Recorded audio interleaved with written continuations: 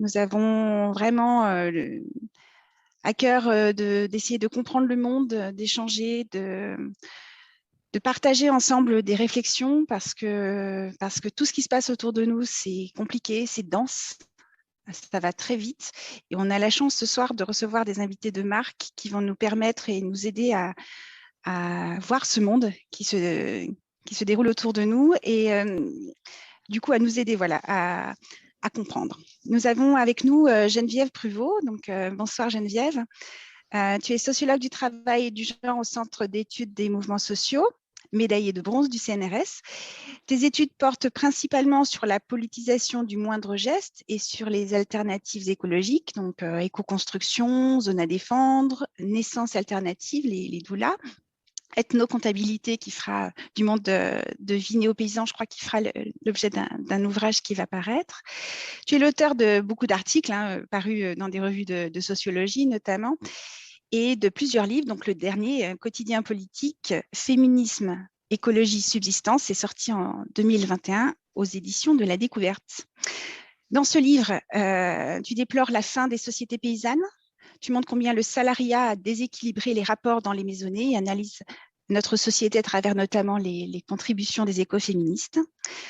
Une autre organisation semble possible, de la fabrique du quotidien notamment, si on répartissait un peu cette fabrique et si on se centrait un peu plus sur la subsistance. Donc, ça sera l'objet de nos discussions. Nous recevons également Claire Desmarres-Poirier. Bonsoir Claire. Alors, tu es née au Havre, tu as 37 ans et tu es passée... Bonsoir. Tu es passée par Sciences Po Lille. Alors, c'est vrai que du coup, ton changement de vie en 2011 n'était pas forcément évident. Il parut étonnant de prime abord. Tu t'es installée dans une ferme à Six sur Af, j'espère que je prononce bien, en Bretagne, avec ton compagnon.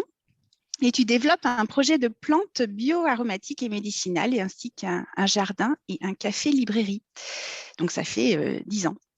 Depuis donc la ferme L'Amande Verte, qui n'est pas une propriété individuelle, donc tu pourras peut-être en reparler, te permet de vivre avec ton compagnon et ta petite fille, puisque maintenant vous êtes 3. En 2021, tu te présentes comme tête de liste écologiste régionale, après avoir été candidate également aux législatives. Et dans ton actualité, aujourd'hui, il me semble avoir vu que tu faisais partie de l'équipe de Yannick Jadot, dont tu co-animes le Conseil des territoires, Donc, on en discutera ensemble si tu veux bien.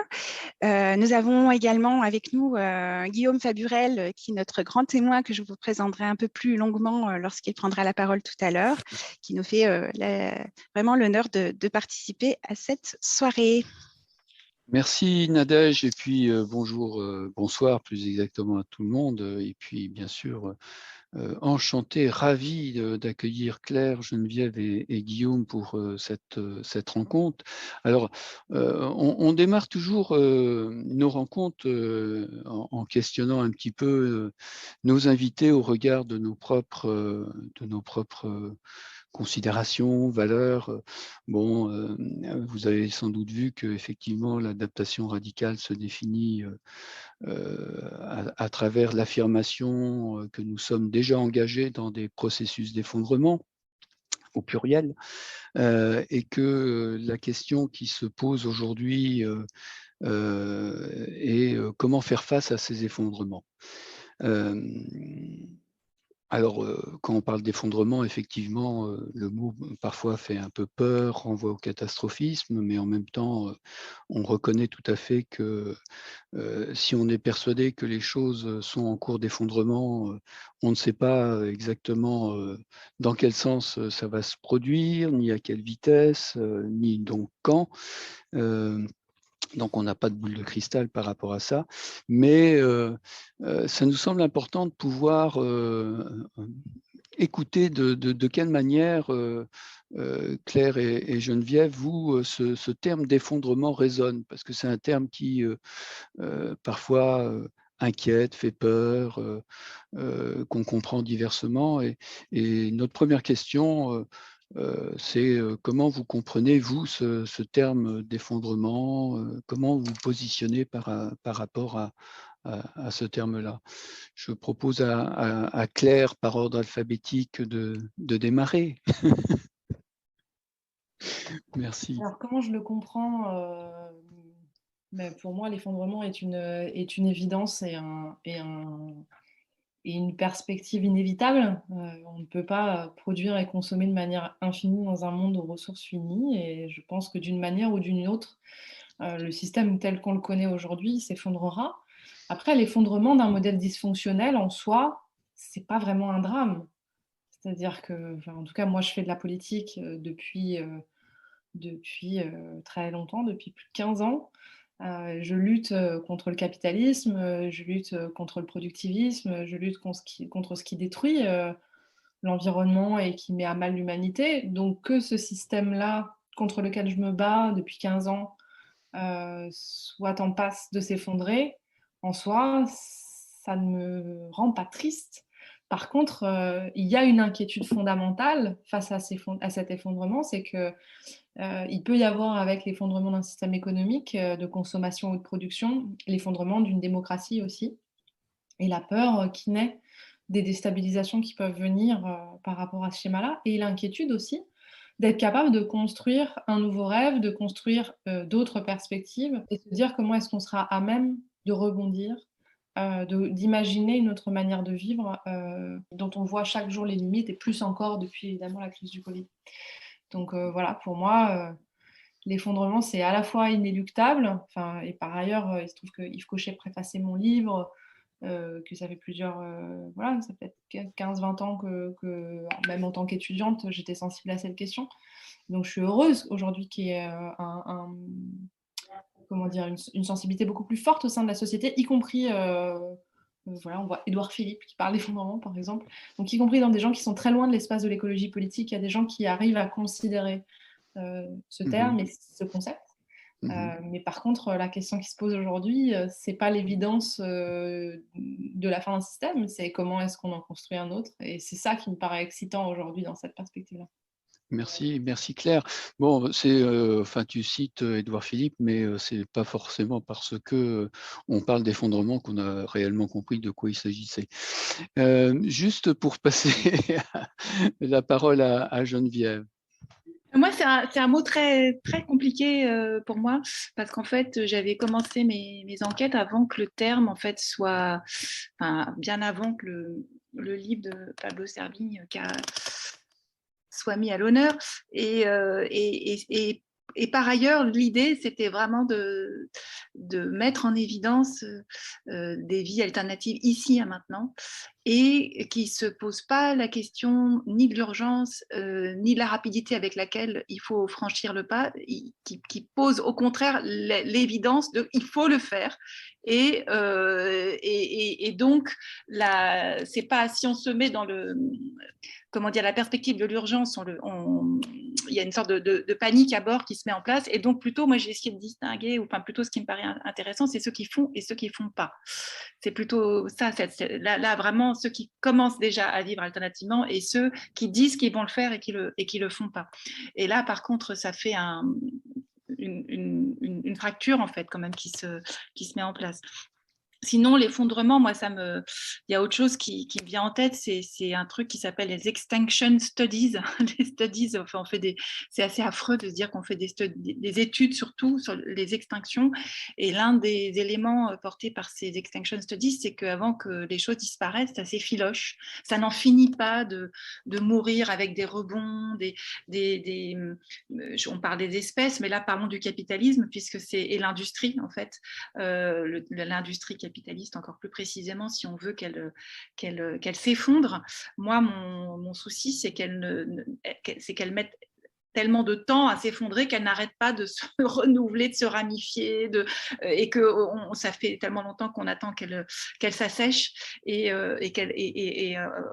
l'inverse, elle nous vampirise jusqu'à sa mort finale. Donc du coup, moi, c'est qu'est-ce qu'on fait pendant ce temps où ça s'affaiblit, mais ça ne meurt pas, et voire même ça se radicalise dans l'absurdité de la croissance.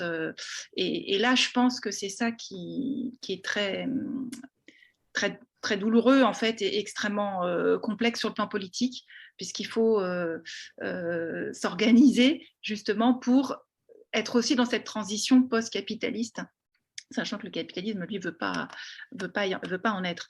Donc, dans la transition. Donc, moi, c'est l'effondrement.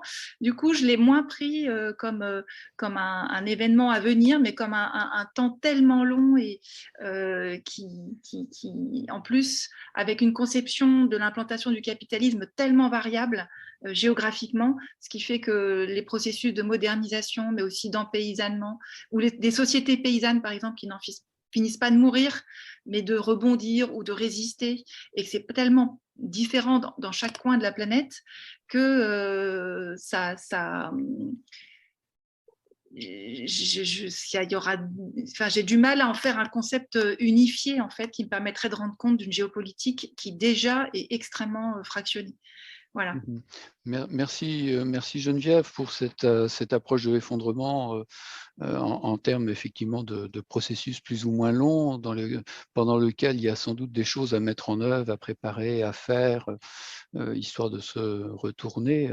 Et justement, au niveau de l'adaptation radicale, parce qu'on est effectivement dans ce mouvement de préparation, d'adaptation à la racine. Radicale pour nous, c'est à la racine, non pas forcément le terme qu'on comprend parfois. Et pour se préparer, on a on raisonne à partir de 4 R que je rappelle rapidement, qui est le R de la résilience, il y a le R de la restauration, le R du renoncement et le R de la réconciliation. Donc, ce sont des termes qui évoquent un certain nombre de choses. Est-ce qu'il y a, c'était ma deuxième question, notre deuxième question d'introduction, est-ce qu'il y a parmi ces R, résilience, restauration, renoncement, réconciliation, un des R qui résonne plus particulièrement pour vous au regard de votre propre trajectoire ou de votre analyse de la situation, ou des choses qui sont peut-être les plus importantes, même si ces 4 R sont sans doute à articuler. Donc, on avait commencé par Claire, donc on va commencer par Geneviève. Très rapidement, juste un écho par rapport à CR avant de rentrer, et je laisserai la parole à Nadège dans les questions qui concernent votre propre production. Moi, c'est peut-être le terme réconciliation qui me parle le plus, parce qu'en fait, c'est précisément dans la réactivation de cycles de subsistance à réenclencher et donc se réconcilier avec la matière et le vivant, et aussi toutes les personnes qui déjà ici maintenant sont dans ce processus-là ou ne l'ont jamais quitté, parce qu'il y a des paysans qui le sont restés, et sont paysans, pas uniquement des gens qui font le métier de paysan, c'est aussi une manière de penser et de vivre. Donc, du coup, la notion de réconciliation, moi, me parle plus particulièrement de ce point de vue-là, parce que ça renvoie aussi à la nécessité d'alliances. Elle travaille sur l'écophémis, elle est chargée de recherche au CNRS. Et Claire Desmarais. Excusez-moi, voilà, il faut vraiment couper vos micros. Merci beaucoup. Je viens de les couper, mais c'est des personnes qui viennent de rentrer. Excuse-nous, Geneviève. Non, voilà. Et donc, du coup, la notion de réconciliation, ça implique de faire des alliances, mais par contre, pas avec n'importe qui. Et ça, c'est là que commence le travail politique aussi, en tant que tel. C'est comment on se réconcilie, où, avec qui, à quel endroit, comment. Voilà. C'est là où ça devient compliqué. Merci, ouais. Geneviève. Merci. Le R de la réconciliation, c'est le R aussi qui est promu par le groupe des tisserands au sein de l'adaptation radicale, auquel Nadège et moi participons plus activement. Voilà. Merci, Geneviève. Claire, quel R a ta préférence, si c'est une préférence? Je pense qu'il y a des étapes de la vie où on est plus ou moins concerné par les uns ou par les autres. Certains dans ma vie où j'étais plus dans la résistance, d'autres dans la résilience, d'autres dans la réconciliation, d'autres... je pense que c'est aussi des phases, parce que c'est le principe de ces schémas qui sont complémentaires. Aujourd'hui, je pense que la résilience est un enjeu essentiel, avec des enjeux de très pratiques et très pragmatiques de subsistance, et avec des enjeux plus psychologiques, parce que je vois aujourd'hui dans tous les schémas de l'éco-anxiété et de l'inquiétude que la perspective de l'effondrement fait naître dans le cœur des gens qui se sentent concernés, des questions de santé mentale et de la nécessité d'aller chercher l'appétit, l'espoir, la perspective de quelque chose de mieux qui peut attendre de l'autre côté, et pas seulement la résignation à quelque chose qui risque d'être inquiétant, violent. Et je pense que la question de la résilience, elle va aussi chercher là-dedans, dans notre capacité à aller nourrir l'espoir, nourrir le positif, et pas seulement dans un volet très pragmatique, comment je bouffe, où est-ce que j'habite, etc. Même si bien sûr ça fait partie des sujets, mais pour avoir l'énergie de mener la résilience pratique, il faut avoir la santé mentale et la force mentale d'avoir la résilience intellectuelle et même parfois spirituelle. Je pense que c'est un enjeu très fort aujourd'hui. Merci Claire pour ce complément. Comme ça, on a la réconciliation et la résilience. Nadège, je te laisse poursuivre. Oui, merci beaucoup. Alors voilà, donc c'est vrai que ces questions-là, on se les pose tous et je suis assez d'accord avec Claire. La façon dont on est concerné, ça dépend de ce qu'on vit quand on a un enfant, quand on se projette dans l'avenir, lorsqu'on est une personne âgée. Tout ça ne parle pas du tout de la même façon. L'important, c'est de les articuler, comme tu l'as dit Thierry, et c'est assez passionnant en fait, parce qu'il s'ouvre à nous un monde nouveau que nous avons à co-construire, même si on n'a vraiment pas beaucoup de marge de manœuvre. Et du coup, là, on est un peu dans l'anticipation justement du livre L'Exode urbain et puis de tout ce qui a trait à l'exode. La question se pose aussi par rapport à la résilience alimentaire, à l'autonomie, qui est assez peu probable en ville comme ça tout de suite. Et on voit qu'il y a une impréparation ou un impensé à ce niveau-là pour les grandes métropoles.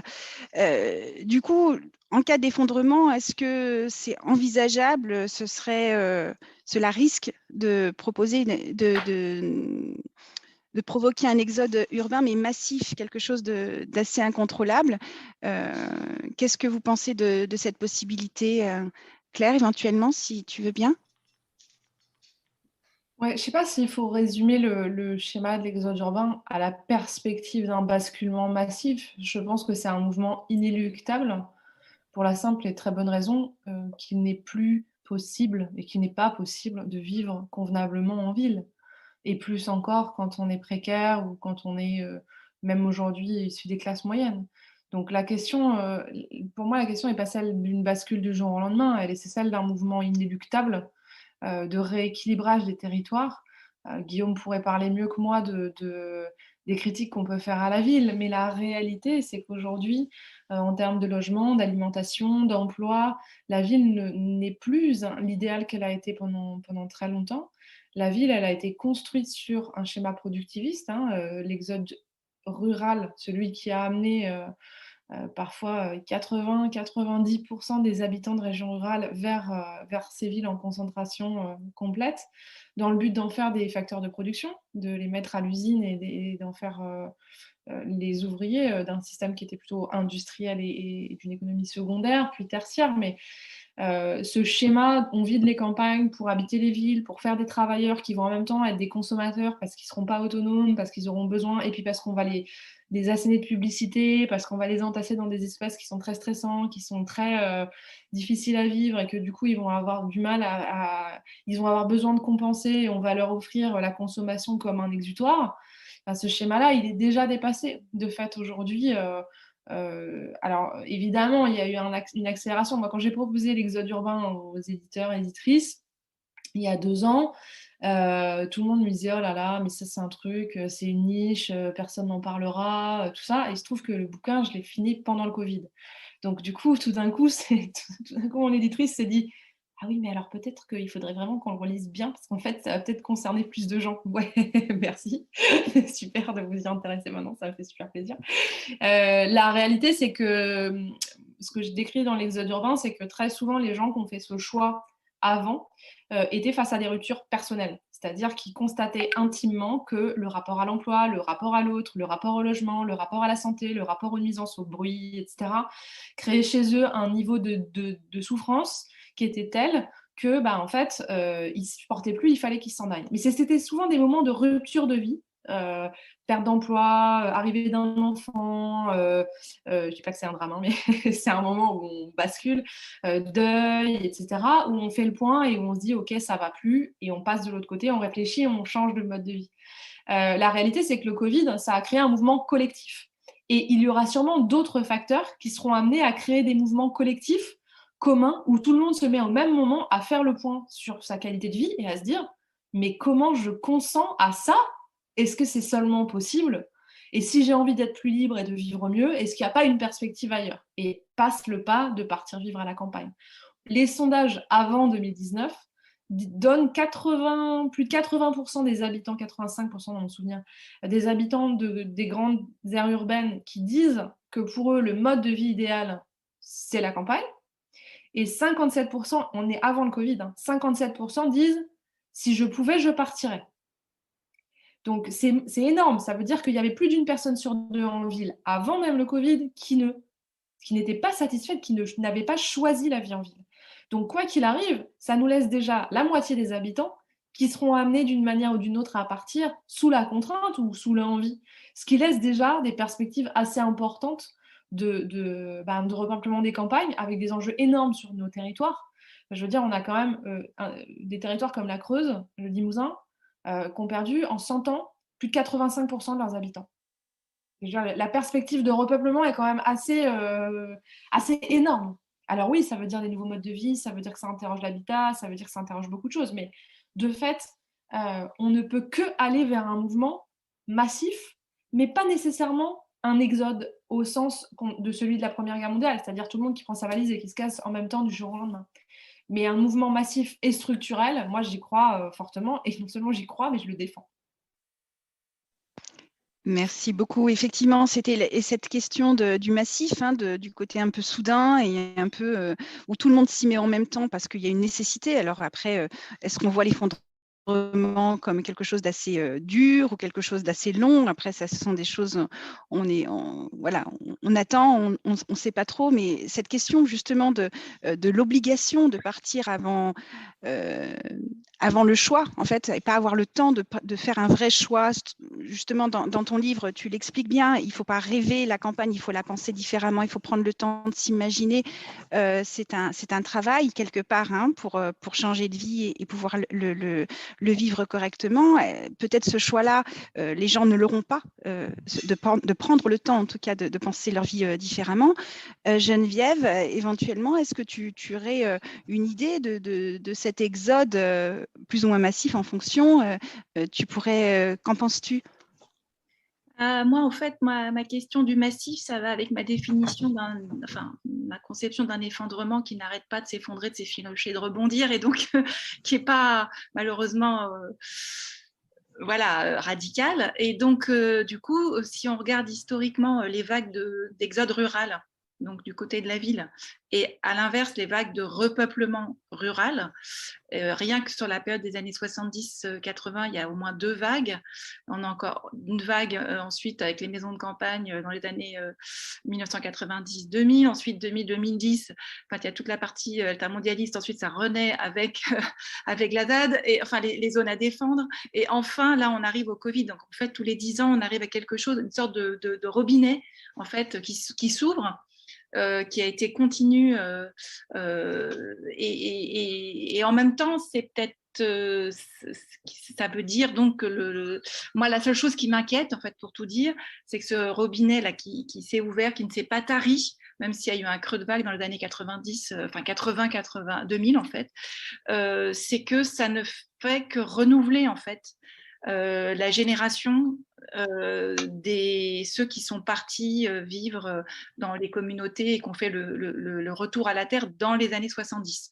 Et de fait, c'est aussi ce qui se passe du point de vue de l'acquisition foncière avec des transferts de propriété entre les anciens entre guillemets hippies qui vont s'installer et puis qui partent à la retraite, et les nouveaux d'aujourd'hui arrivent et récupèrent, reprennent des places de marché au sens de marché de village, des choses comme ça. Donc c'est pour ça que la question démographique en fait d'un exode urbain massif, en tout cas à l'échelle des 40 et des 50 dernières années, on ne peut pas appeler ça un phénomène massif du tout. Et pour le coup, ce qui m'affole, moi, c'est la bétonisation plutôt en fait de la campagne, qui fait que partir à la campagne pour le cadre de vie, tout en voulant avoir, enfin ce qui est le cas d'une partie des personnes malgré tout, y compris partie avec Covid, sous Covid, c'est donc retrouver des infrastructures de la ville, et donc c'est avoir des maisons gigantesques, c'est pas comprendre que l'habitat léger c'est plus qu'une nécessité en fait, surtout quand on voit les trajectoires de vie des gens qui sont très voilà, qui sont pas linéaires, donc il faut pas construire en béton pour des vies qui ne sont pas bétonnables et qu'on peut pas figer dans la pierre, enfin dans des pierres de béton. Donc du coup, moi c'est ça qui m'affole un peu en fait. C'est au contraire, c'est et du coup, c'est vrai que cet été, il y avait une dynamique avec un groupe, enfin des rencontres qui s'appelaient Reprise de terre, et il y avait un axe urbain en fait qui venait en disant ne nous laissez pas, ne partez pas tous loin dans les campagnes et pour importer la ville à la campagne, et prenons des pioches et détruisons plutôt le bitume là où il est en fait. Donc c'est plutôt moi ce qui va m'intéresser, c'est plutôt la connexion des villes et des campagnes. Je pense que c'est plutôt ça, même si je suis absolument complètement d'accord et vraiment à fond sur le plan politique pour l'exode urbain. Ça, il n'y a pas de... C'est quelque chose que je partage complètement également. Mais je vois bien que, y compris quand on étudie et qu'on voit la construction de l'exode rural pour le coup, c'est qu'en fait, de la même manière que les gens descendaient de leur village progressivement à la ville et continuaient à avoir des connexions ville-campagne en fait maintenues par des réseaux de parentèle élargis extrêmement puissants, et que les migrants font de la même manière aussi, en faisant des connexions avec leur pays, mais aussi dans plusieurs régions du pays où ils se trouvent résider à un moment donné. Et donc, je pense que ça aussi, c'est des réseaux très, très forts, en fait, qui permettent justement d'éviter aussi un exode urbain massif qui conduirait à une bétonisation de nos campagnes, parce que je suis pas, enfin, ça se prépare en fait quand même. Voilà, donc c'est plutôt dans ces circulations-là que ça peut m'intéresser pour arriver à détruire le bitume de nos villes pour le coup. Aussi, dans le même temps. Voilà. Donc je trouve la transition toute trouvée à la question qui me taraudait également, c'est justement l'idée de la campagne. Il y a le côté hors béton, et là tu viens de parler justement de ramener le béton avec soi quelque part en essayant de retrouver à la campagne des choses de la ville. Il y a la déconnexion totale avec le vivant qu'on retrouve en fait dans toutes les réflexions autour de aujourd'hui, les problèmes de métropolisation, les problèmes de tout urbain, le fait que on sait pas ce que c'est la nature. D'ailleurs, on l'a sorti de nous. On s'est différencié du terme de nature. C'est une exploitation de la nature qui a eu lieu justement. On s'est auto-détruit quelque part en se sortant de ce terme de nature. Et est-ce que du coup, cet exode ou cet transfert différencié un petit peu, alors on ne sait pas s'il sera massif ou pas, mais ce que vous observez en tout cas vous, est-ce que c'est quelque part un retour justement à cette connexion selon vous, à cette envie de retrouver du sens, de se réapproprier notre côté naturel? Claire? Je pense surtout que c'est essentiel que ce soit ça, parce que ce que disait Geneviève sur la question de la bétonisation, c'est la question de venir consommer les territoires. Ce que je défends dans l'exode urbain, c'est aussi ce que je défends dans la définition du rapport à la ville et à la campagne, c'est de se dire que quand on quitte la ville, c'est clairement pas pour reproduire le même mode de vie, mais avec avec un cadre de vie différent. Si on quitte la ville pour un cadre de vie plus vert, en fait, on métropolise. On ne fait pas l'exode urbain. La réalité, c'est que ce mode de vie-là a un impact écologique qui est encore plus dramatique que le mode de vie en urbain dense. Donc, d'aucune manière, quand on part vivre à la campagne, on va pouvoir maintenir l'emprise foncière, les mêmes services, l'accès aux mêmes loisirs. Ça ne veut pas dire qu'on n'aura pas accès à la culture, ça ne veut pas dire qu'on n'aura pas accès aux loisirs. Mais à partir du moment où on veut continuer à maintenir le même niveau de vie, les mêmes modes de consommation, les mêmes rapports aux institutions, etc., et ben nécessairement, on va passer notre temps en déplacement et en termes d'empreinte écologique, on n'y est pas du tout. De même, le schéma de l'habitat individuel, typiquement, je vais vivre à la campagne pour avoir une maison de campagne, en fait, me paraît d'une absurdité sans nom. Et il est dépassé de toute façon. Il est dépassé parce qu'aujourd'hui, l'habitat collectif est une solution qui soit léger. Là, on voit à côté de chez moi, ils montent un éco-hameau tout en habitat léger. Donc aujourd'hui, y compris les collectivités se saisissent de ces questions. Et c'est plus seulement les citoyennes et les citoyens individuellement qui disent moi je veux une autorisation. Enfin, c'était un peu le débat qu'on avait à l'époque de la loi Allure avec Duflot, où il fallait se battre pour poser une yourte. Aujourd'hui, c'est les collectivités qui disent bon, ok, yourte, cabane, tiny, tipi, est-ce qu'on met tout le monde ensemble? Comment on fait? Comment est-ce qu'on gère pour tous ces habitats légers un système de gestion des eaux usées, de compostage des toilettes sèches? Enfin voilà, donc aujourd'hui, on a quand même un schéma qui est totalement différent là-dessus et qui est hyper intéressant en termes d'innovation sociale aussi, quoi. Donc je pense que là-dessus, il y a la nécessité de légiférer et d'encadrer ce truc-là pour éviter qu'on bétonise. Effectivement, il y a plein de maires ruraux qui veulent pas de on appelle ça le mitage, moi je trouve ça terrible, hein. Donc qui veulent pas de l'habitat en dehors du bourg parce qu'en fait, il faut urbaniser même les campagnes, donc il faut rassembler tout le monde autour de l'église. Et comme ça, du berceau au cimetière, on fait tout en face, on fait tout dans le bourg, quoi, pour retrouver des espaces communautaires qui sont des espaces de village, enfin de hameaux, donc, parce que mais en Bretagne, on appelle ça des villages, et qui du coup sont à une échelle humaine et à une échelle où on fait du commun et où l'habitat individuel personnel, où on ne voit pas ses voisins et où on a des haies et où voilà, n'est pas l'alpha et l'oméga de la façon dont on conçoit la vie. Donc là-dessus, c'est quand même assez, enfin voilà, je pense que c'est quand même assez important d'imaginer les choses, de se doter des outils évidemment qui vont avec ça pour la rénovation du bâti ancien, pour éviter par exemple l'artificialisation qui est un enjeu super fort. Et je me souviens plus du tout de la question du coup, parce que je crois que j'ai digressé. Non, c'était très bien. C'était très bien. Tu as répondu à ta façon à la question. Et de toute façon, c'était la question, c'est en fait, quelque part, comment est-ce qu'on s'imagine ce transfert? Justement, on part de la ville pour aller à la campagne. Et comment on peut ne pas tomber dans les travers de ce transfert de ville à la campagne, justement? Comment on s'imagine et comment on se construit en tant que néo-ruraux, hein, c'est un peu le terme qui est utilisé. Peut-être je peux poser effectivement ces questions à Geneviève. Quels sont les types de personnes qui font ces choix? Est-ce qu'il y a des types de personnes? Est-ce qu'on arrive à grands traits à avoir des informations sur les personnes qui osent sauter le pas? Déjà, je pense que, oui, bon, après, moi j'ai fait une enquête par entretien sur 10 ans en fait, et puis par observation ethnographique aussi. Donc par récit de vie essentiellement, et donc pour l'intérêt du récit de vie, c'est qu'on a des parcours de vie et donc je peux vous donner des grandes lignes, mais c'est aussi là je pense avec ce qui se passe avec c'est une population qui est en train de se renouveler, mais en gros le critère que j'avais pu prendre moi pour identifier cette population alternative, c'est pas un critère en fait, ça s'est avéré comme un élément commun, et ça va pas du tout vous faire rire, mais peut-être pas, mais c'est que toutes ces personnes ont des toilettes sèches.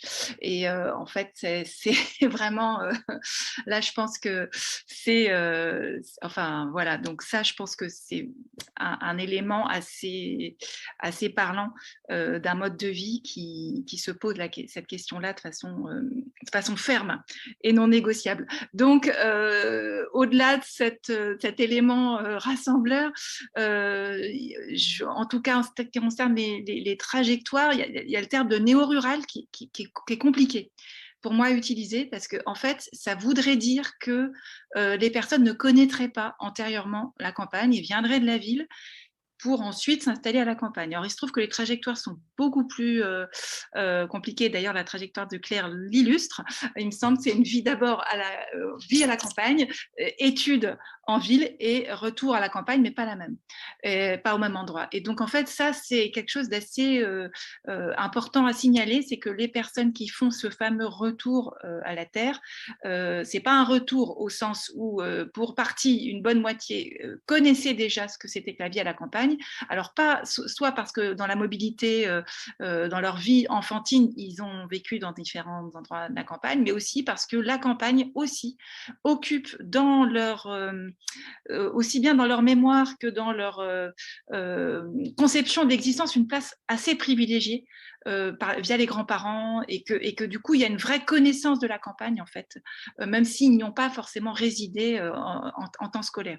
Ça c'est un premier point. Donc néo-ruralité, moi c'est pas exactement peut-être le bon terme de ce point de vue-là, parce que il y a beaucoup de gens qui vivent à la campagne, et parmi les gens qui habitent des petites villes, il y a beaucoup de gens qui transitent ou qui vont voir des copains, enfin qui ont une vie qui reste en rayonnement campagnard, et au point même que moi je me suis dit, l'INSEE parle d'aire d'influence urbaine. C'est son grand. Moi, je dis non, il y a beaucoup de gens qui vivent depuis toujours en aire d'influence rurale. C'est pas forcément qu'ils y vivent, mais que l'ensemble de leur existence, ça va finalement va les conduire à revenir de façon pendulaire dans l'autre sens, du côté de la campagne. Donc ça, c'est un premier élément de bifurcation qui fait que la bifurcation, elle n'est pas, en tout cas, du côté de retour à la campagne. Peut-être un deuxième élément qui est très récurrent, c'est le voyage. Alors ça, c'est pas ça aussi, je vous donne des choses très massives qui reviennent à peu près dans beaucoup d'entretiens. C'est la question du voyage dans les pays du Sud, on va dire, mais ça peut être aussi dans l'Europe du Sud, donc on va dire dans le Sud global plus exactement.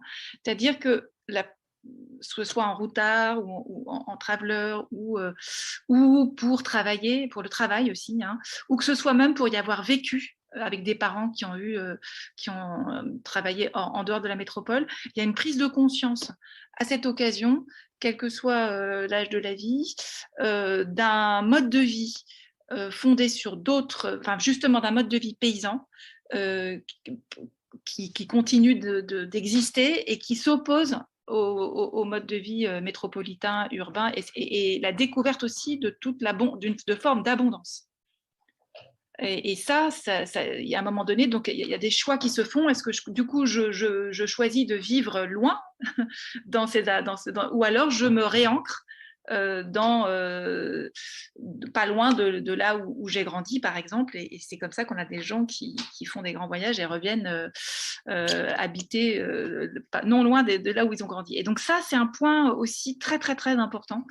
Et pour moi, c'est d'autant plus important que ça me semble vraiment caractériser aussi beaucoup de vies alternatives qui commencent par pallier, par faire des tours des alternatives. Ça peut être des tours de France, des tours d'Europe, d'aller de lieu en lieu, en fait, de se dire mais c'est où mon lieu d'élection, par où c'est pas forcément justement dans la campagne que je connais ou qui m'est familière.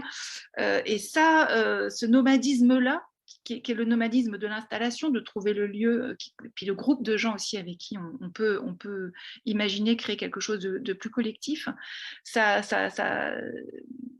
rejoint la question du voyage. Donc je dirais que ça, c'est les deux éléments. Et effectivement, à partir de là, va naître une éco-anxiété, au sens où, ou plutôt l'anxiété de tous les paliers qu'il va falloir traverser pour faire le grand saut. Et c'est vrai que là, il y a énormément de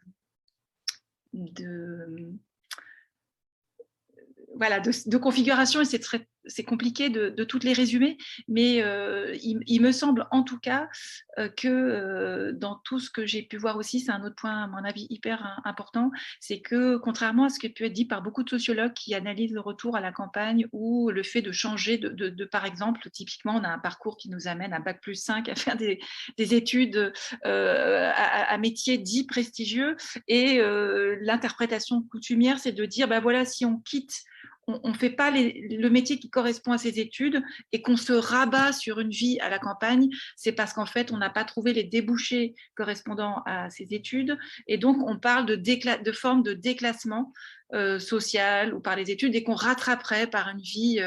Alors ça, c'est un truc que mes collègues sociologues adorent et que j'essaie de pourfendre dès que je peux avec tous les entretiens à l'appui en disant c'est pas du tout comme ça que ça fonctionne. C'est dans ce cas-là, et puis c'est une façon très particulière d'appeler ça un déclassement, alors que au contraire, ce qui est posé, c'est le rejet en fait des hiérarchies sociales classantes avec cette hiérarchie de prestige, et donc qui fait que d'où ce fameux retour à la campagne est en rien un retour, mais au contraire un avenir, et encore moins une chute, mais quelque chose de plutôt vu comme assez potentiellement radieux. Donc du coup, c'est, je pense, aussi la déconstruction de toutes ces hiérarchies de position sociale qui, via tous ces différents paliers, qui conduit à se finir par devenir néo-rural, parce que c'est quand même le terme qui s'est imposé, y compris quand on est sur place, où beaucoup de gens qui ne sont pas du cru vont être appelés des néos. Voilà. Merci Geneviève. C'est vrai que on hésitait beaucoup à utiliser ce terme de néo-rural parce qu'on sait bien qu'il peut être ambigu, et j'ai trouvé tout à fait éclairant ce que tu exprimais sur le fait que cette opposition qu'on fait parfois entre l'urbain et le rural est beaucoup plus diffuse, complexe que ça, et que nos trajectoires, je dirais, de vie familiale font que c'est souvent un petit peu intriqué. Et que peut-être que le rural est plus un pôle d'attraction au moins, mais c'est un peu ce que disait Claire aussi, je crois, à travers les sondages, hein, dans l'imaginaire, dans cette volonté peut-être de vie idéale. Et du coup, peut-être permettre à Claire de réagir aussi par rapport à ce que tu disais, ce que tu as exprimé, ton analyse, Geneviève. Mais j'avais cette question, tu parles, Claire, en fait, à propos de l'exode urbain, et est-ce que c'est quelque chose que tu souhaites, que tu désires, que tu veux encourager? Tu parles effectivement de choix nécessaires à travers peut-être ce qu'on peut observer, c'est-à-dire certains replis à la campagne qui pourraient se faire de façon juste essayer de trouver un peu plus de vie plus harmonieuse, plus en adéquation, comme le disait Nadège, avec la nature. Mais est-ce que ça, c'est un choix suffisamment conscient pour construire ou redynamiser l'espace rural en étant toujours connecté à la ville, à son mode de vie, ou est-ce que ça implique effectivement véritablement une réflexion, un changement de vie, et de bien réfléchir à tout ce que ça induit, implique, et les conséquences que cela peut avoir? Moi, si je défends l'exode urbain, c'est parce que je considère qu'on ne peut pas vivre comme la ville nous propose de vivre. Ça n'est pas possible en termes d'un point de vue écologique et social, de fait. C'est-à-dire que la ville, c'est le productivisme, la surconsommation et les inégalités. Et que si on veut construire une société qui respecte les limites de la Terre et qui respecte les humains, eh ben, on est obligé de sortir de cette logique de compétition. Et j'aime bien ce que dit Geneviève sur l'histoire du retour à la Terre, parce que le retour, c'est pas le retour en arrière personnel, c'est sûr, mais c'est pas non plus le retour dans l'idée qu'il y aurait à la campagne quelque chose qui aurait subsisté d'avant la révolution industrielle et qu'on pourrait retrouver, sauvegarder. Ça, c'est une vision très conservatrice, en fait. C'est la vision pétiniste du rapport à la terre. La terre ne ment pas, ici, il y a quelque chose d'authentique, etc. Et en fait, pour moi, l'exode urbain, ça n'est pas ça. C'est-à-dire que les campagnes qui ont vu partir les exilés ruraux du début du XXe siècle, du milieu du XXe siècle, enfin, on peut donner une grosse vague au 19e sur le début de la première révolution industrielle, puis ensuite sur les séquences des 2 guerres mondiales. Voilà, et jusque dans les années 60-70, pour l'avènement de la société qu'on connaît aujourd'hui, ce schéma de vie-là, ce schéma en fait, la campagne de cette époque-là, qui a vu partir les gens, n'existe plus. Donc nécessairement, la campagne qu'on reconstruit aujourd'hui, elle est différente. Et une partie de cette campagne aspire à un mode de vie urbain, construit des portails, veut des piscines, et c'est pas des urbains qui viennent à la campagne pour vivre comme ils vivaient à la ville. C'est des ruraux qui aspirent à ce modèle qu'on leur impose, auquel ils ne peuvent pas prétendre, parce que de fait, vivre à la ville, ça coûte trop cher pour eux, mais que du coup, ils essayent que dans la campagne, ça ressemble à la ville, histoire qu'ils ne se sentent pas trop déclassés. Donc pour moi, il y a un enjeu très fort de réaffirmation, déjà que, comme le disait Geneviève, vivre à la campagne, ça n'est pas un déclassement, mais que pour ça, et les gens me disent, oui, vous opposez la ville et la campagne. Non, mais c'est pas moi qui le fais. Hein. En fait, c'est la ville qui domine la campagne depuis des siècles. Donc, il se trouve que même si on a aboli le servage, on continue à considérer les ruraux comme des gens qui sont conservateurs, qui sont loin du progrès, qui sont... en Bretagne, on les considérait volontiers comme des grenouilles de bénitier, et donc qui ne serait pas un espace de progrès, y compris de progrès social, avec des questions sur la diversité, sur l'acceptation de la différence, sur la capacité de vivre librement, par exemple, une identité sexuelle. Et aujourd'hui, je pense qu'on a à reconstruire l'image de la campagne, à affirmer que réussir, ça n'est pas nécessairement réussir sur la base d'un modèle qui est celui urbain de on peut se payer un gros 4x4, on peut se payer des vacances très loin, on a un grand appartement et en fait, malgré tout, on a une vie à la con, on est dépressif, on est mal au travail, et ok, on rentre plein de pognon, mais en fait, est-ce que c'est vraiment ça? On voit jamais ses gosses, on mange mal, on est en mauvaise santé. Est-ce que c'est ça, réussir vraiment? Bah, il y a un sujet, quoi. Et de se dire qu'on peut affirmer qu'il y a dans des valeurs plus simples en termes ayant un moindre impact sur l'environnement, ayant un rapport moins matériel à ce qui a de la valeur, c'est le truc de être plutôt que d'avoir. En fait, pour moi, un signe extérieur de richesse, c'est une grande tablée avec plein d'amis, avec des choses qu'on a produites nous-mêmes sur la table et qu'on échange et qu'on partage. Et c'est pas me payer des vacances au bout du monde ou rouler dans une très grosse bagnole. Mais qu'il y a une affirmation, il y a un réel empowerment à affirmer que les modèles de réussite qui nous sont imposés par la ville, qu'ils soient professionnels ou qu'ils soient de mode de vie, on doit les refuser, on doit être capable de construire quelque chose d'autre. Et finalement, moi, on m'a beaucoup dit, ce que disait Geneviève, bah oui, on a un profil de vie où on va faire des grandes études. On m'a dit, bah, tu pars t'enfermer à la campagne, donc en fait, tu renonces à la réussite. En fait, aujourd'hui, si j'ai été tête de liste des écolos, si j'ai un bouquin qui se vend, si je peux m'exprimer sur un sujet qui me tient à cœur, ben, c'est que j'ai quand même réussi à conquérir une forme de légitimité, à affirmer ce que j'ai à dire, etc. Et donc, j'ai absolument pas renoncé à une forme de ce qui me paraît être une réussite, c'est-à-dire être capable de défendre sincèrement des idées qui sont les miennes. Pour moi, c'est réussir. Donc l'enjeu, il est d'affirmer qu'il y a d'autres manières de réussir que les manières de celles qui nous sont imposées comme un modèle unique, mais que d'aucune manière ce serait aller se cacher, et je pense que ça aussi, c'est un enjeu très fort aujourd'hui dans la manière dont on construit d'autres modes de vie et dans la manière dont on renverse les schémas de domination qui sont ceux historiques de la ville vers la campagne. Parce que pour le coup, là, on parle même d'avant le Moyen-Âge. C'est-à-dire qu'à l'époque, dans l'Antiquité déjà, la cité, c'est l'espace des hommes qui décident, qui font le droit, qui construisent. C'est les marchands qui gèrent l'argent et qui gèrent le droit. Et la campagne, c'est les serfs qui se mettent au service des autres.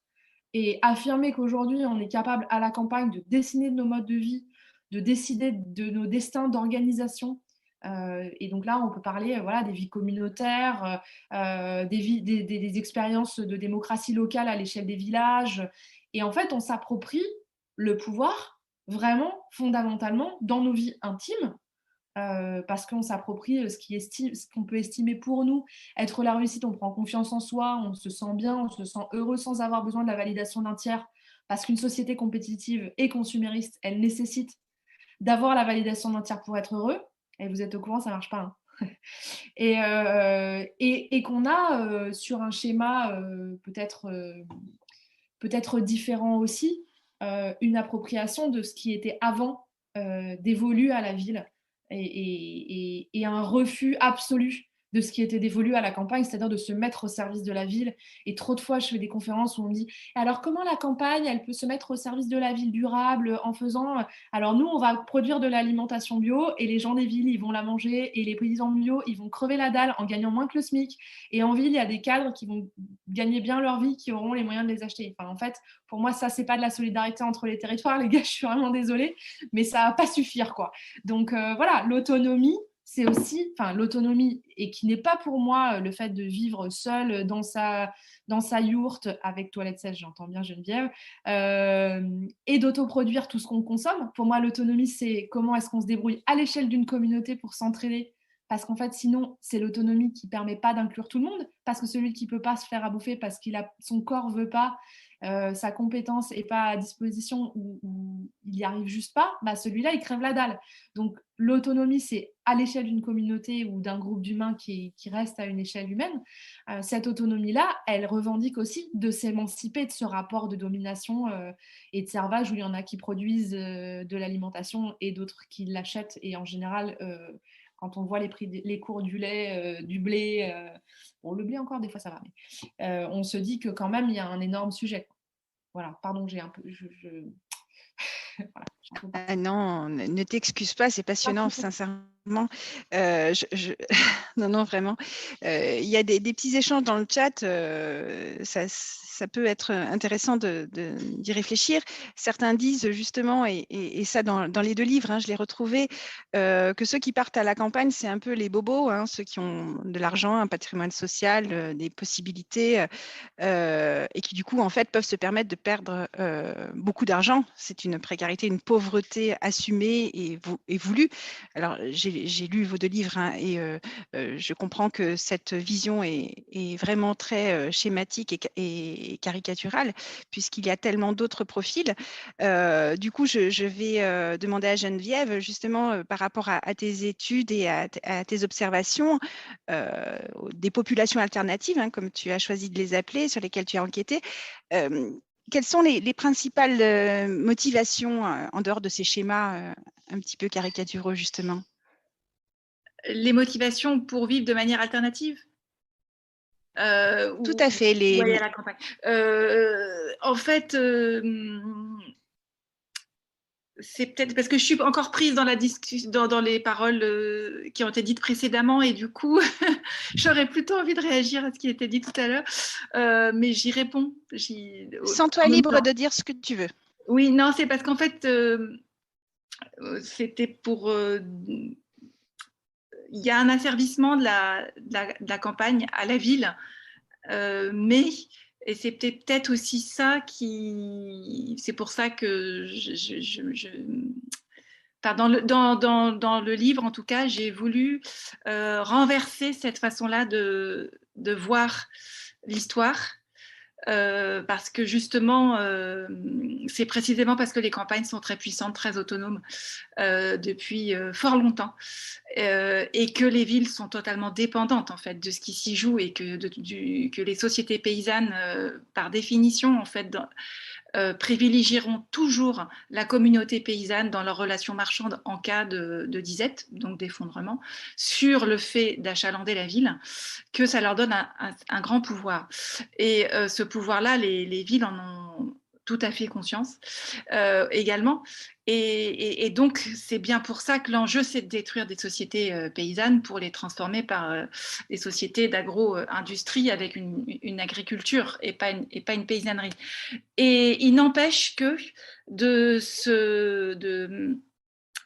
sortir du récit de la puissance urbaine, y compris sous l'Antiquité, pour dire qu'au contraire, c'est un événement extrêmement récent qu'on ait fait disparaître la subsistance et le caractère vital et crucial pour l'organisation des sociétés, et du coup le caractère vital et crucial des gens qui assurent en première ligne cette subsistance, et que cette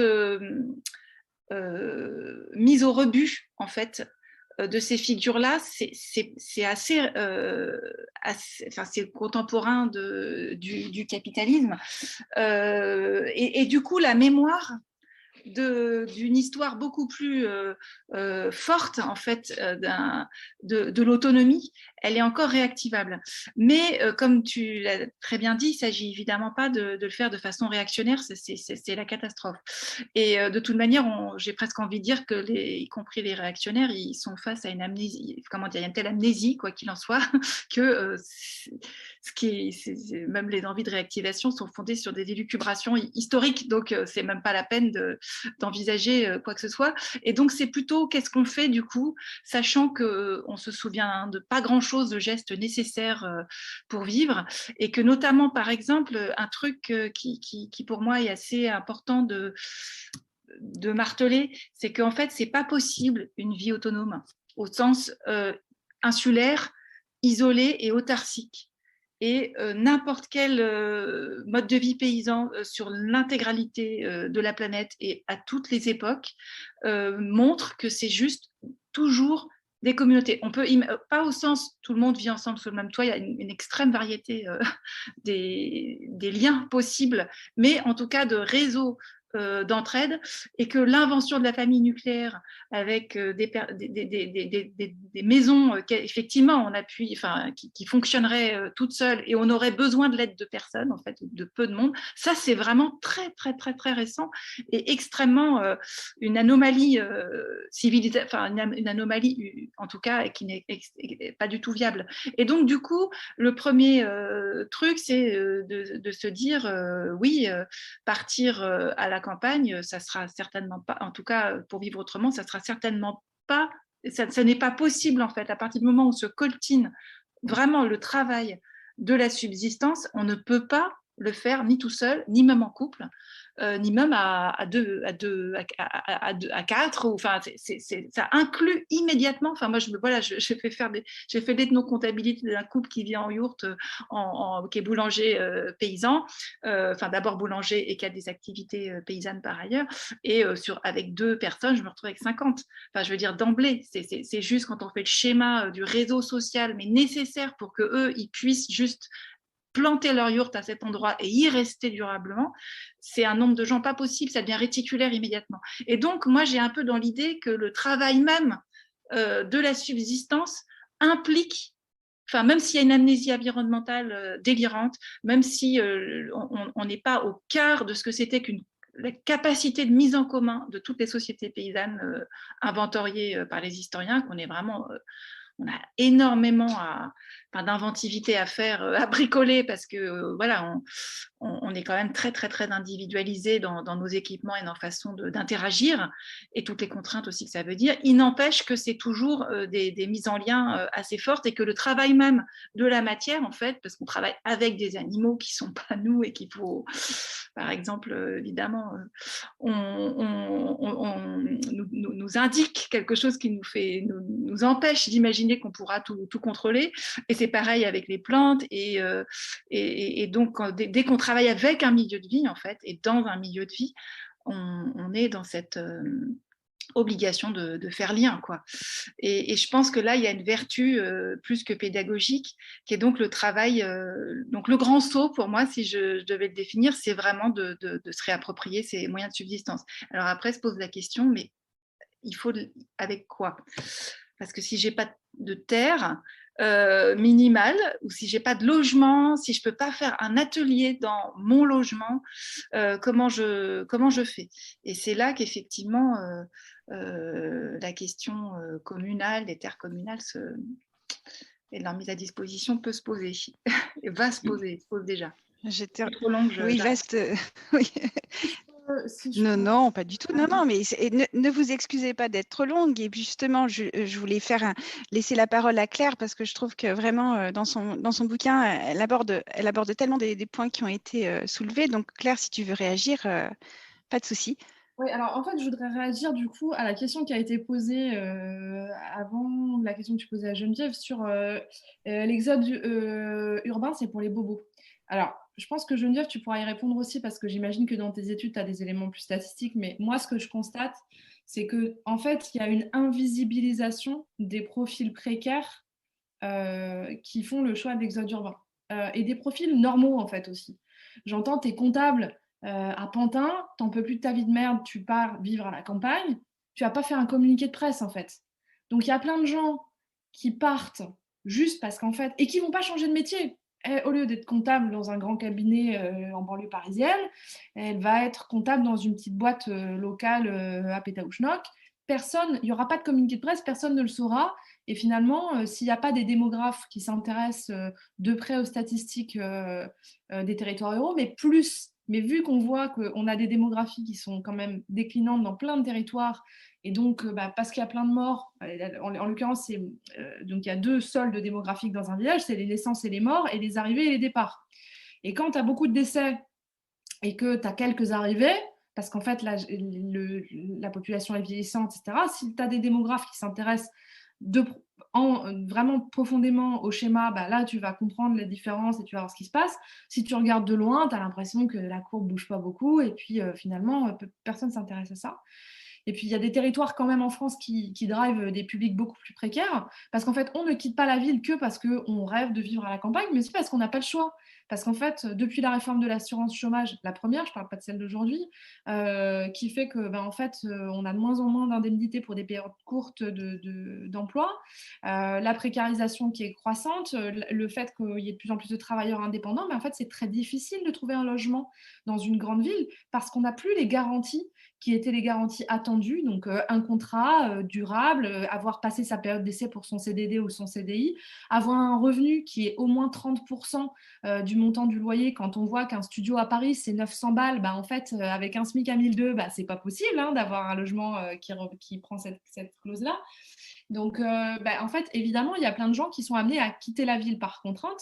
Et ces gens-là, comme ils n'ont pas accès aux médias et qu'ils ne visibilisent pas forcément le fait que pour eux, c'est un choix, mais c'est aussi un non-choix, on ne va pas parler d'eux. Et on va parler beaucoup des porteurs de projets, et j'en fais partie. C'est-à-dire que quand tu pars à la campagne par choix, que tu as l'appétit, que tu as envie, et qu'en plus tu montes un projet agricole, artisanal, collectif, individuel, tu vas avoir envie de le faire rayonner. Donc, tu vas en parler. Et puis, en plus, quoi, tu es diplômé, tu as un peu de réseau, tu connais un peu des journalistes où c'est facile d'avoir accès à eux parce que tu sais comment leur parler. Donc, nécessairement, tu vas être plus visibilisé que le mec qui est parti vivre en camion dans la maison de sa grand-mère ou de son grand-père que personne ne voulait rénover parce qu'elle était toute pourrave et qui va, avec ses 2 bras, son courage et ses potes, retaper le truc pour pouvoir y vivre. Et de fait, je pense qu'il y a aussi une invisibilisation de ces profils plus précaires et des gens aussi qui font le choix. Moi, je le vois, des copains qui ont plutôt des profils de professions indépendantes, artistes, profs, enseignants, je sais pas, profs de yoga ou profs de ceci ou profs de cela, et qui en fait ne sont plus prêts à travailler comme des fous pour avoir un revenu faible et pour avoir en fait une qualité de vie médiocre, et qui ne veulent plus donner de temps au travail que celui qui leur est vraiment indispensable. Et donc, ils font le choix de la campagne aussi, en disant, en fait, en ayant un loyer faible et un mode de vie qui est plus simple, volontairement plus simple, je ne vais plus concéder ma liberté de temps à travailler que pour le temps qui m'est vraiment indispensable. Et donc, du coup, ils vont donner des cours où ils vont aller bosser sur des chantiers, ou même ils vont bosser au black de temps en temps, en se disant, voilà, moi, c'est tout le travail que je suis prêt à donner. Par contre, tout le temps qui me reste, c'est mon autonomie au quotidien qui compte, c'est la vie de ma communauté, c'est l'éducation à la maison, c'est plein de choses auxquelles on ne peut pas avoir accès autrement qu'en faisant ces choix-là. Donc je pense qu'en tout cas, pour le truc de céder bobo, j'imagine que Geneviève t'y répondra avec des éléments plus scientifiques que moi, mais en tout cas, le constat que je fais autour de moi dans le réseau qui est ici et qui n'est pas du tout un constat scientifique, qui est juste un constat purement empirique, c'est que c'est faux, c'est que c'est complètement faux. Et que en plus, les plus adaptables et les plus résilients ne sont pas toujours ceux qui ont fait le choix, et sont parfois ceux qui l'ont fait par contrainte, avec d'autres skills, d'autres compétences que l'accès aux médias, mais qui sont très valorisés dans l'espace rural. Un des enjeux de l'intégration ici, à la communauté, et pas seulement à la communauté des alternatifs, mais à la communauté en général du village. Clairement, c'est l'entraide et c'est la valeur travail. Donc, quand tu as des compétences qui peuvent être mises au service du commun, et bah, tout de suite, tu fais ta place et tu vas trouver toi-même accès à des réseaux d'entraide, des matériaux pas chers, des trucs, des machins. Et de fait, ça va faciliter ton intégration et ça va faciliter aussi ton installation et ton confort de vie, d'avoir accès à des compétences. Bon, après, tu peux toujours, comme c'est mon cas, faire l'écrivain public pour tous ceux qui ont des emmerdes avec la CAF, ou accompagner l'accès aux droits, l'accès aux soins, l'accès à Internet pour des anciens, par exemple, qui n'y arrivent pas. Mais enfin, voilà, on va se dire les choses, savoir se servir d'une tronçonneuse, en vrai, c'est mieux quand même. Donc voilà, la question se pose aussi de la manière de pourvoir à cette entraide. Et c'est pas toujours ce qui est vécu comme un savoir légitime de ceux qui ont fait des bonnes études et qui sont... quand on dit bobo, ça veut dire qu'ils ont un capital économique et un capital culturel.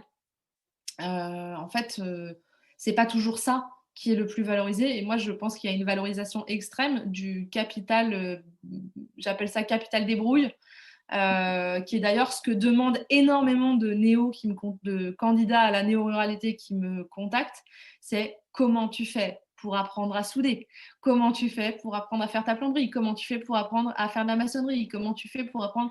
Et en fait, il y a cet appétit de savoir qui était d'habitude transmis dans les familles. Moi, c'est tous ces trucs-là, c'est mon père et mon grand-père qui me les ont appris. Et quand tu viens pas de famille populaire, où en fait cette valeur-là est essentielle et donc on considère que c'est l'essence d'une transmission familiale. Quand tu es dans une famille bourgeoise, on estime que ce qui est bien, c'est de t'emmener à l'opéra et de te faire lire des textes anciens pour pouvoir avoir une place en prépa. Bah, c'est sûr que quand tu es face à une tronçonneuse, tu as l'air d'un con. Mais en même temps, dans un dîner en ville, par contre, tu passes bien. Donc l'enjeu, c'est aussi de se dire qu'il y a la nécessité d'être capable de partager, de transmettre par-delà ces espaces traditionnels.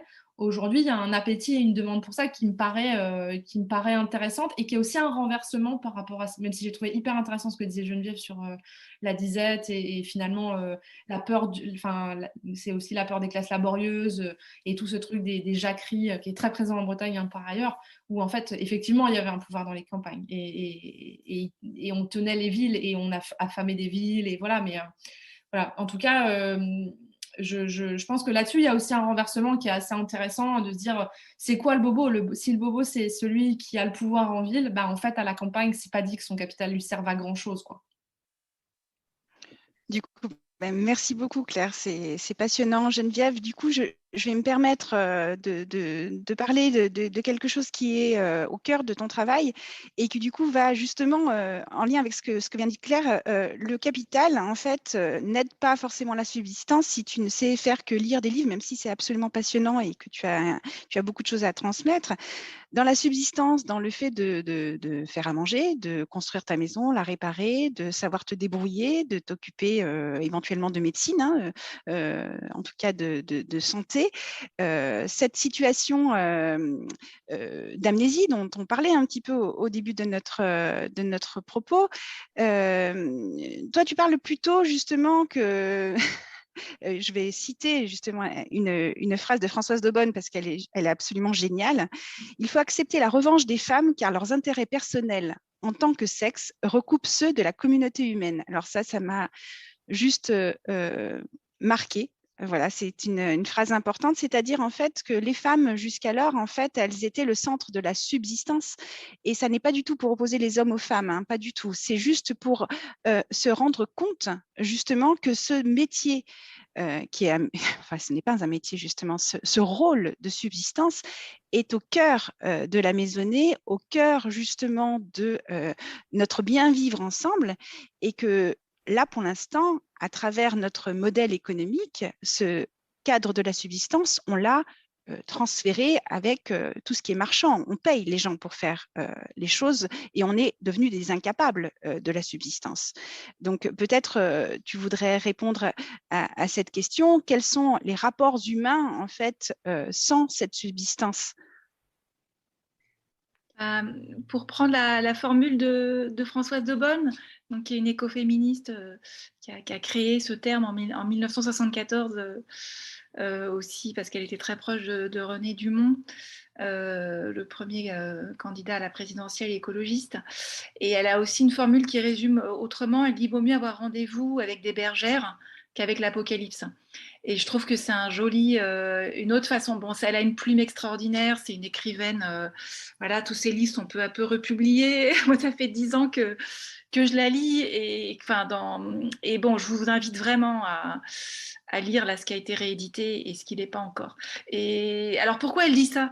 Parce qu'en fait, elle dit pas juste les femmes sont par essence ou par définition des personnes qui nous sauveraient parce qu'elles auraient maintenu un lien avec la nature ou avec la terre, etc. Elle ne dit pas ça du tout.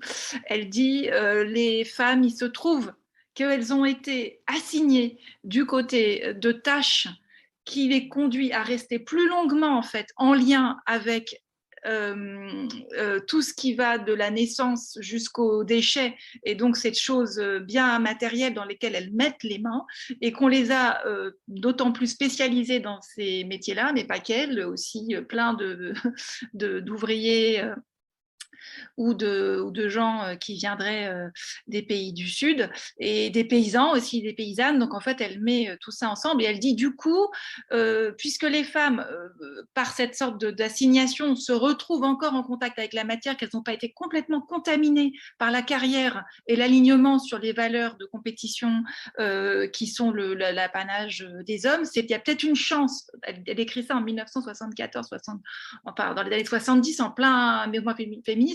Il y a peut-être une chance que ça devienne, qu'on leur dise: ou arrêtez là, ne vous modernisez surtout pas davantage et venez, réinventons, révolutionnons, allons faire la révolution. Donc je pense que là-dessus, c'est assez important parce que voilà, c'est une analyse qui est datée. Je pense qu'aujourd'hui, c'est pour le coup 50 ans plus tard, on a vraiment voilà, l'idée de la carrière, l'alignement sur, on n'est plus enfin, c'est plus la même époque. Donc voilà, mais c'est pour revenir à ce que disait aussi Claire. Il y a l'idée que les savoir-faire de la terre, les savoir-faire de comment tirer sa subsistance de quelque chose qui n'est pas complètement artificialisé, mais qui reste quand même, qui exige un grand savoir-faire. Enfin, c'est pas du tout des vies simples, c'est des vies super compliquées quand on intègre le vivant et qu'on veut en plus, qui ont rentré dans des formes de régénération du vivant relativement respectueuses. Ça devient abyssal, la complexité des savoir-faire qu'il faut intriquer et qu'on n'a pas incorporé. Parce que c'est pas comme si ça faisait soit 50 ans, enfin moi ou 20 ans, ou on n'est pas né avec, enfin pour beaucoup. Je parle pas des gens qui vivent encore dans les sociétés paysannes, je parle de nous en grande majorité en France. Et donc tout ça pour dire que ces fameux Enfin, du coup, les femmes, donc c'est ce qui m'amène peut-être à parler effectivement d'écoféminisme, c'est que il se trouve que il y a une capacité, en tout cas, à ne pas considérer comme immédiatement répulsif, puisqu'il y a une telle assignation et spécialisation dans ces tâches-là, et qui pourrait donc être généralisé. Donc tout le problème, c'est qu'on n'est pas, c'est que on est, plutôt que de répandre le savoir-faire de la terre, on l'a éteint et on a voulu généraliser le savoir-faire intellectuel versus le savoir-faire manuel. Et c'est ce qui conduit du reste, notamment, enfin moi j'essaie de réhabiliter les bonnes femmes, comme on dit, hein, les bonnes femmes de la campagne, ouais, que c'est des femmes super bonnes, effectivement, elles savent faire plein de trucs, mais il y a, et que à partir d'elles, du fait qu'il n'y a pas d'évaluation en fait, parce qu'il n'y a pas de petits métiers, il n'y a pas de petites tâches, et que le travail de soin se passe évidemment par toutes ces tâches qui vont être dévaluées par ailleurs. Et ça, c'est quelque chose d'éminemment mobilisable en fait. De transférable. Et donc, du coup, les bobos, pour revenir aux fameux bobos, ils tiennent pas la route. Enfin, c'est pas possible parce qu'ils n'ont pas le savoir. Comment dire, il y a pas il y a un savoir-faire manuel qui implique de mettre vraiment, de se salir concrètement les mains et de répartir en plus cette tâche énorme qui est celle de la subsistance, qui fait qu'il n'y a pas de il y a un renversement de hiérarchie urbaine, en tout cas, complet, qui se fait forcément dans des lieux qui ne veulent pas vivre dans l'interdépendance avec la ville. Et donc là, assurément, il y a voilà, savoir tronçonner, c'est très, très, très important. Et savoir le faire avec la hache aussi, quoi. Merci Geneviève pour ces précisions. Alors c'est vrai que c'est tellement passionnant, on vous écoute, on voit un petit peu tous ces éléments de réflexion et on avait plein de questions à poser et je pense qu'on ne pourra pas les poser toutes. Je pense qu'il faudra qu'on revienne sur ces questions à un autre plan.